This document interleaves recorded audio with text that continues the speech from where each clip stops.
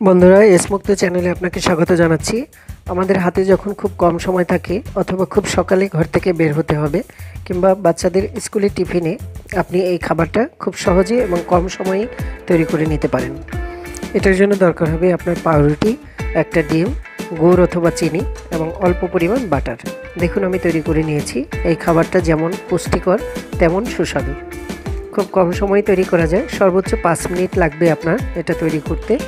এবং প্রথমেই আপনি একটা ডিম আর গুড় অথবা চিনি একসাথে আপনি মিশিয়ে নেবেন।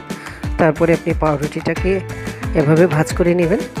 নিয়ে আপনি ছোট একটা চামচের সাহায্যে আপনি পাউরুটির উপরে আপনি মেশানো ডিম এবং গুড় অথবা চিনি সেটা দিবেন।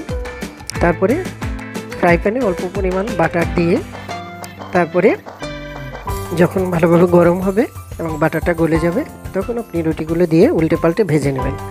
সর্বোচ্চ আপনার 5 মিনিট সময় লাগবে এবং আপনি এটা খেয়ে যেতে পারেন অথবা আপনার বাচ্চাকে স্কুলে টিফিন হিসেবেও দিতে পারেন।